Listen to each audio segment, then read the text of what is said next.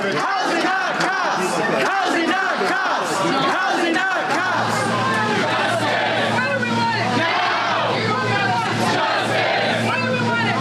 I think it's really, really scary to watch poverty be engaged with in a violent way, to see how a lot of us are closer to homelessness than we are to being millionaires. And so to see someone be treated like that as a homeless person is scary for people who are unhoused. We're scary for people who are at risk of being homeless, whose rent is overdue, whose rent is being increased, whose shelter is the next step.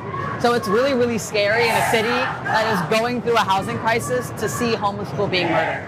Stop calling the cops because someone's asking you for food and didn't even hurt you, and you feel like you can take their life. Protests are erupting in New York City. That is after Jordan Neely, the man that was murdered on the New York City subway, has been catching more attention. And as actually we're seeing that video get circulated, folks are sick of this stuff, especially with the response that has come from it, which we're gonna dig into those details. But first of all, one more other parts about Jordan Neely and who he was. Folks are upset because he was one of those folks that they saw on subways trying to find any way he could, as in this video here shows, trying to get some kind of cash or raise some kind of funds. He was also Michael Jackson impersonator as well. But when he went on that train and was complaining about being hungry, being tired of being hungry, thirsty, and looking for a place to sleep and sit down every once in a while, that's when the attack then jumped on him from some of those eyewitness reports.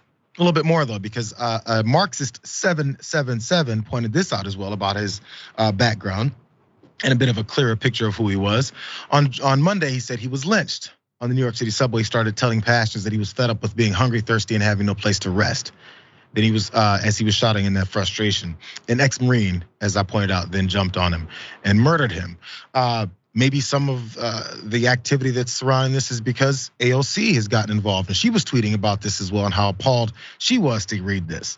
She said he was also murdered, Jordan Neely was murdered, but because Jordan was houseless and crying for food in a time when the city is raising rents and stripping services to militarize itself, while many in power demonize the poor, the murderer gets protected with passive headlines and no charges. And it's disgusting. And she linked to that New York Times headline that we mentioned yesterday that talked about how somehow he got choked out by some unknown figure and happened to somehow pass away on that subway by himself. Who knows?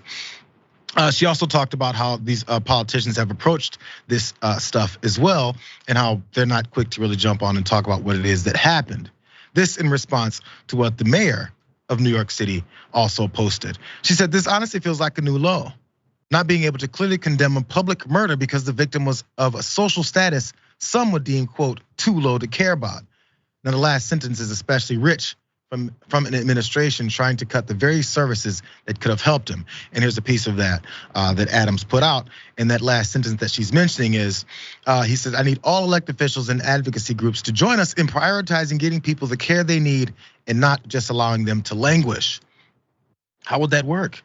We're gonna put some kind of funds towards helping folks avoid homelessness, or actually against the way that housing prices are on the rise and people are being exploited, and we actually give people reason to do things like this, and leads us to these types of problems. Now, those same folks that are part of the policymakers and everyone who leads us to these problems will complain about people like Jordan Neely being on subways scaring people by yelling about his situation and also his mental health issues there as well.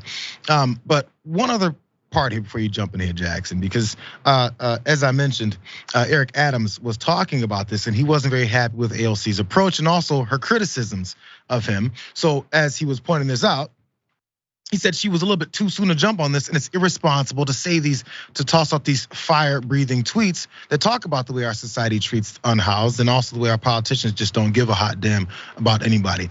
I think it struck a little bit too close to home for him, and he wants her to calm down with this whole thing. Here he is on CNN talking about it and also doubling down on how much he thinks we should wait and see before we talk about how someone was murdered. Each situation is different, and how a passenger, we have so many cases where passengers assist of the riders, and we don't know exactly what happened here until the investigation is thorough. And each situation is different. I was a former transit police officer, and I responded to many jobs where you had a passenger assist someone. And so we cannot just blatantly say what a passenger should or should not do in a situation like that. We should allow the investigation to take its course. All right.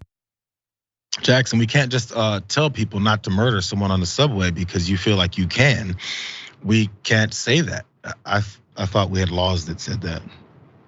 Well, Eric Adams has always kind of struck me as just kind of a strange guy, and that's kind of like his reputation. He's just kind of weird. Like whenever something happens, you can count on Eric to give a just kind of a weird or unnecessary take. So that's just kind of what he does. But this story really points out the huge issue of homelessness in the country. Over 500,000 people who are unhoused, many of them facing mental health issues, as you pointed out, and also many of them who are in fact working. And a lot of the issues that this country faces are both easily fixable and unnecessary. I'm here in the NYC area, you're in the LA area. These are the two cities, two locations with the highest density of homelessness. And, you know, when we look at these issues, what's a lot of the ways that we respond? Putting spikes under bridges, or, you know, making it such that people can't sleep on benches, instead of creating, homeless shelters, instead of creating programs that can help people get themselves off of hard drugs like heroin and things like that, instead of improving the healthcare system. It pretty much every major issue that we have, we try to sweep it under the rug, but this wouldn't have happened, or it would have been a much less likely chance of it happening if he had resources accessible to him where he could sleep or where he could just get a sense of peace. You know what I mean? So him dancing on the subway is just a normal part of New York life, a normal part of LA life. He's just a regular human being who got taken out for needing shelter, basically, nothing more. And when our society finds folks in a situation, they get upset at them over it. Again, I've said it many times. The argument ends up being like, oh, you libs or whoever else. I won't even divide it amongst libs and conservatives. But you folks who have this bleeding heart for anyone else who's less fortunate, finds themselves in these types of situations, why don't you take one of them in? That's actually one of the comments that was posted under AOC's comments there. So, similarly, the way they said something to Bernie Sanders about how he's a millionaire and therefore how come he doesn't donate his entire money, and then therefore that'll fix the problems with our country and how we don't tax billionaires or anyone else that makes money, right? So that doesn't actually solve the problem. So AOC can take in 5 homeless folks, but there's not 5 homeless folks in New York City, there's tons. So if our society has to do something about it, we collectively have to do something. Now, if the reasons we won't say that is because then we'll have to give something would have to go into the system that actually helps people that are in these situations, which this is what they're leaving off.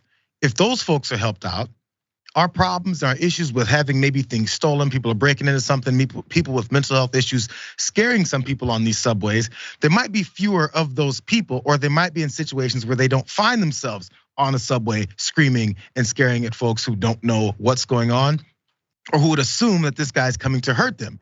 And then leads to the individual who, by the way, hasn't been named, arrested, or anything else, to then jumping on his back and choking him out for 15 minutes, while everyone else goes, well, that's better because I feel better about myself because that person who isn't worth their life can die in front of me now. That's the society that we've bred, and if you don't want to do anything about it, you shouldn't complain once someone says maybe we should do something about it.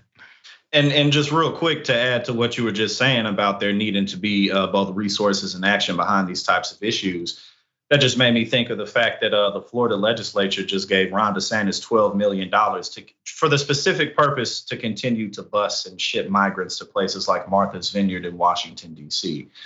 So, I mean, think about how petty and childish and wasteful that is.